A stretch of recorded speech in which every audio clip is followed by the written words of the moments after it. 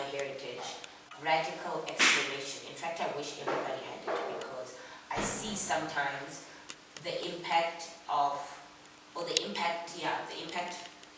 my hair has around the people around me. Sometimes people truly believe that their hair can never look a particular way, and sometimes walking in,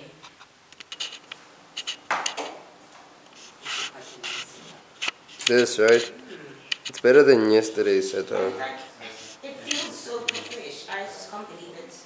People actually know. It's just a couple of lights. I know. I wouldn't think to get lights if everyone's just gonna take stuff at home. This isn't stuff at home. And This is our studio. This is our set. Oh, sorry. This isn't stuff. This is our home. No, it is an entire setup. I can see that. Indeed, indeed. A honky tonk. Really interesting. I wonder how they decided. How are you feeling about your interview? My interview, I'm feeling alright. I don't think I get nervous for interviews anymore. I've done so many. Maybe job interviews. That's a bit different, especially when you really want something. But literally, I've been speaking my whole life. There's just some lights and a dude holding a camera. Film photographer. Not a dude. It's alright. I also think I might surprise myself with what comes out from the chat. So I think those are actually going to be the best moments. Sometimes prep is necessary, and then other times not knowing what's going to come out of your mouth. It's quite interesting too. So I think we'll go well. Good luck. Thanks. Nothing I needed. Just be wearing black. But this is our uniform, by the way. This is black. I know. Trust me, I live with Carla, who is constantly in black. Inside, yeah, and then that can hook at the back. Absolutely. The ace face and the little bra. I love this one. It's not in mine, it's my mom's. Really? I love it. If I can give it higher. Yes, that's what you got. Nice.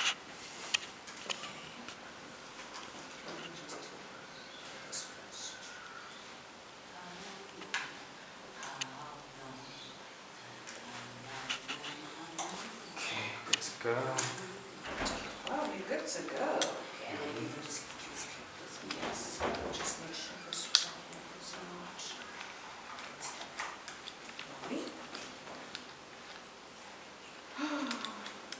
You guys are a very busy bunch.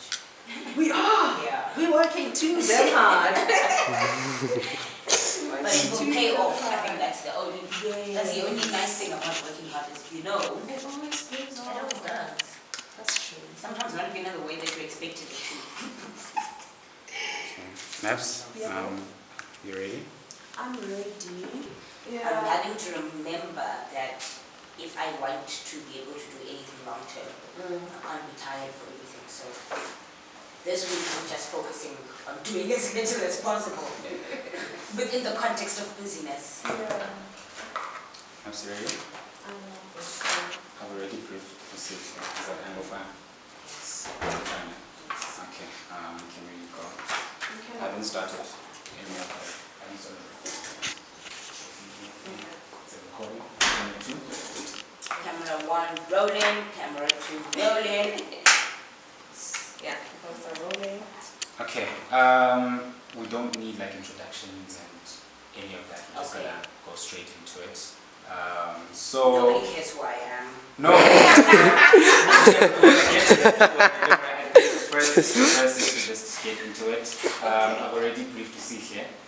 So we're gonna start with the icebreaker question. Okay, cool. The icebreaker question is your hair routine Yes. in the morning. How does that look like? And first, you can tell us how much time you take in the bathroom in terms of like preparing your hair and what that hair routine looks like.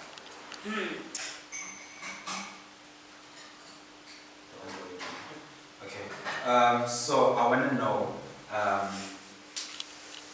does your hair in this current phase is it an extension of your personality, or is maybe like your hair do you then sometimes regard your hair as a statement of sort, like when you maybe accessorize it and all of these things? Are you being intentional about it, or is it just hair, it's just another accessory and stuff like that? So I want to know from you, does your hair play a part in an extension of your personality, your fashion sense, who you are, and is there anything you would like people, is there anything you would like people to see when you're trying to do that? You get what I mean? Yes, there's definitely a strong self of sense. What would you like your hair to tell people about you? Okay. Yes, that's what Yeah, so there's a very strong sense of self that is located somewhere within my hair, and just having the ability to manipulate it for me feels like that gives me the variety of hairstyles but also tools to communicate. I definitely believe that my hair tells you something whether I want it to or not, and some days I'm happy that I get to be intentional about that process. Yes. Go through that process. And the hair that grows after that, the boys, the man now. So that process of the cutting of my hair symbolized a new growth, a new person, a new beginning. So ever since I turned 18 and went through that process, the cutting of my hair started symbolizing a new growth, a new person, a new phase in my life, a new period. It symbolized letting go and letting new experiences, and letting go of the old experiences and letting new experiences in. So every time I go to the salon and I cut my hair, there's that symbolism tied to it. So I don't just cut my hair in jail. Like my hair can grow out and I'll leave it out. If I don't have a reason to cut my hair, I don't cut my hair. So the hair that grows in the city from my last haircut up until I get my new haircut, the hair that grows there, it's like experiences and interactions and all of these things. So that hair that grows in that period symbolizes all of those experiences. So when I cut it off, that's a way of me saying I'm letting go of those experiences and I'm done with it and I'm allowing new things to come in. So the cutting of my hair symbolizes that new growth, new experiences, and all of that letting go. So I want to know from you if there's any sort of symbolism that you attach to your hair, whether it's who does your hair, how you do your hair, the cutting of the hair. When it comes to your hair, is there any symbolism? So we didn't go full on cheese scalp because that was maybe too drastic for me, but I was comfortable enough to be like, yeah, let's just get rid of it. And imagine, as a 13 or 14-year-old walking into a salon, everyone is trying to tell me, but why? No, your hair is beautiful, why would you cut it? And I think maybe something about that could have just made me anxious in that moment to kind of be like, can we just get it over and done with and get out of there? Then, following that, I did have a bit of a self-image crisis because now that I didn't have hair, I didn't think I looked feminine anymore. The only people in my life I had seen with that hairstyle were my cousins, and probably my uncles and any other, people that identified as men in my family. So I looked at myself and I was like, oh my gosh, I think I look like a boy. And that was the only thing that bothered me. I didn't think I looked ugly. I just was not happy that the aesthetic I now was giving could confuse people, right? I'm very in touch with my femininity, and I think a lot of my power comes from that. So it felt like I made the decision to do one thing, but now something about my personality or my characteristics were being outed in the process, and that is not the intention.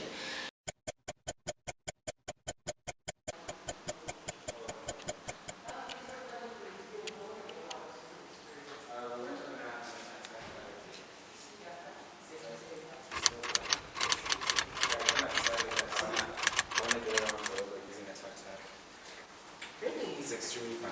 Oh, that's Aki, by the way, in case you're wondering. Hi. Hi, How are you?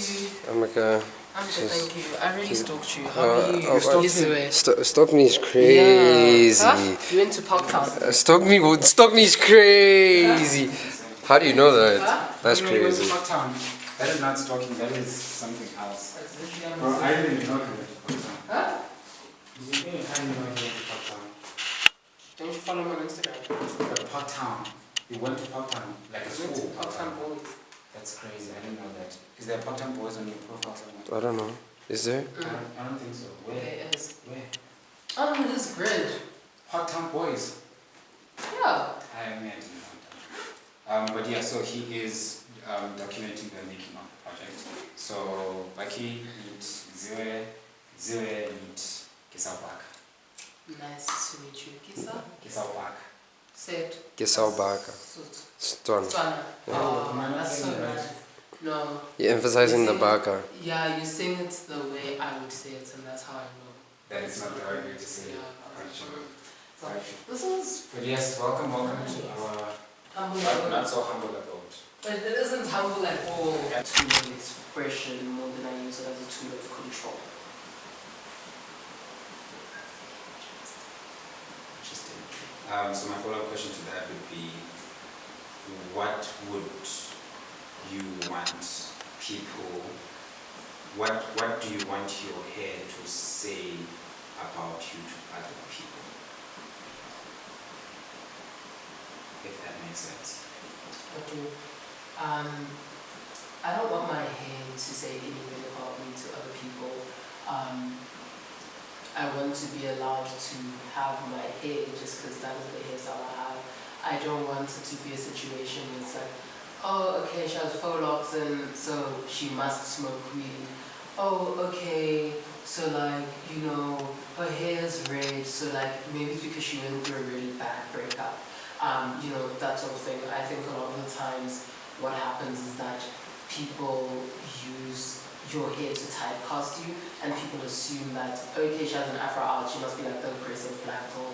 Okay, like, you know, her hair is straighter, you know, her hair is relaxed, so she's not in touch with like her identity, or like, you know, weird things like that. For me, I wouldn't like my hair to signify anything to anyone, because at the end of the day, it has nothing to do with anyone, and it's just, maybe I just had my hair because I liked it. So, yeah. Could you tell us about a favorite hair story of yours? It doesn't have to be, like you can interpret.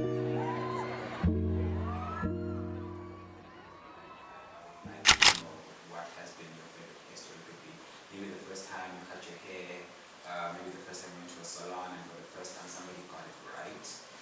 Maybe it could be the first time you did your own hair, maybe the first time your partner did your hair for the first time, or whatever the story is. You can just interpret the question how you like to, but a favorite hair story for this year. Can I ask you a question? Can it be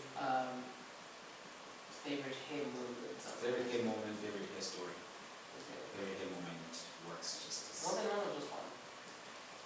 Go crazy. Okay, I think for me, the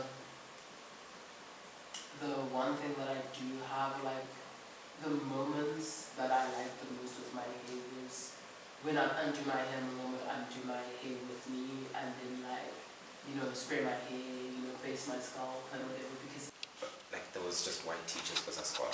So there was absolutely no way any of them would relate to the black experience when it comes to hair. Like you have absolutely no idea what we have to go through every day in the morning to make sure that this hair looks tidy for you.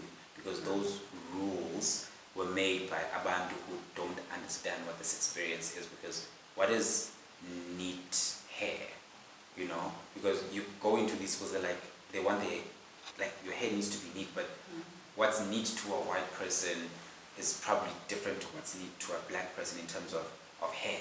You know, because the texture is completely different. So you're making these rules, having your own idea of what hair should be like, but you don't understand what it's like for us. Yeah, well, we have to jump through loops and holes and do these, you know, mental gymnastics so that our hair looks the way that you want it to look. So I think a lot of my rebelliousness came from that, and not understanding that this thing was just so political and we're too young to understand it. So there was a lot that we went through escolweni, because I remember girls weren't even allowed to have dreads at my school. You know, they weren't allowed to wear their hair as an afro. I think I've always been aware of like hair being like political and politicized. And also, like, schools having, like, rules that, for example, it's like, white girls can dye their hair, but if Ulizu comes to school with blonde braids, it's a problem. But I'm like, but that's not Jessica's natural hair color either. Like, Jessica's a brunette. Like, why is it an issue that Ulizu has brown, like blonde braids? But that being said, my parents were also very like strict with hair in any case. So even if I could see those issues, it never really affected me because essentially, like, it was like, you know, having blonde braids at school. So hair has always been a statement to some. Yeah? So to me, hair has been an extension of my personality, an extension of my fashion sense, an extension of certain things I would like people to know about me. Yeah, well, so for example, whatever I had achieved, whatever I had done, whatever I failed at, whatever I tried didn't work out, whatever I tried didn't work out, maybe there was a relationship, maybe there was a friendship, maybe whatever happened in that period of the growth of my hair, when I decided to cut it, it's me saying, you're getting into that period, I'm letting you go, and I'm choosing to let in new experiences. So I've attached that symbolism to my hair. So I want to know from when, is there any sort, so the cutting of my hair symbolizes something, which is new growth, new person, new beginnings, whatever. So I want to know from when, is there any sort of symbolism that you've attached to your hair, whether it's the doing of your hair, the cutting of your hair, anything related to your hair, is there any sort of symbolism or significant meaning attached to the concept of your hair? I would say like my hair has been able to get me through traumas, you know. So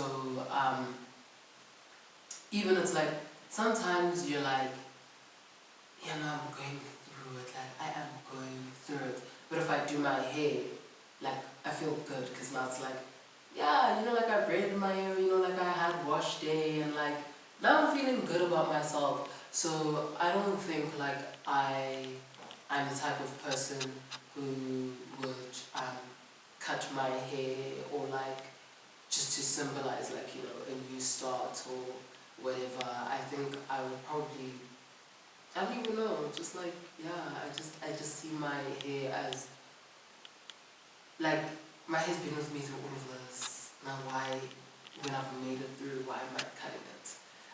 So yeah, that's my view on like my hair just being, yeah, it's like my symbol, it's like it's a symbol of growth, yeah, like my hair growing with me type of vibe. Yeah. Okay. To express certain complexes and certain things about them. So I want to know for you, do you share the same sentiment in using your hair as a way to express certain aspects about you, certain things you like, certain whatever? Is hair an expression of sort? And if it is, could you tell me more about that and how that looks for you and why that is for you?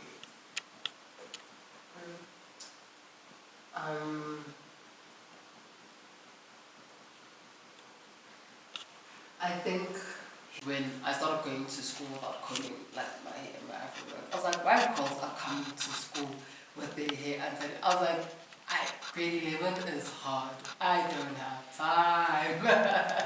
I'm trying to make it into, I'm trying to make it into these universities, you know.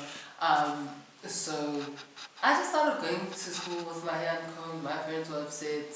I didn't care if the teachers were upset because I was like, my parents saw me this winning either way. They tried to fight it, lost the battle. What makes you think you're gonna win the battle, you know? But in terms of now that I'm in like the professional working space, I do think a lot of the times that whole thing of your hair not being professional it's a theme that exists. Like, you know that in the professional environment, your hair needs to look a particular way, or it needs to be like this neat, you know, like slick back, you know, you've got to look like you've got to look like a living pope, essentially, you know. But I just don't care because there's no way anyone is going to tell me that I can't deliver the work because of my hair, or that like I lack intelligence because of my hair. And I'm like, this is my hair. You're sitting in a boardroom, you're sitting in an office with a black woman. My identity follows me, whether you like it or not.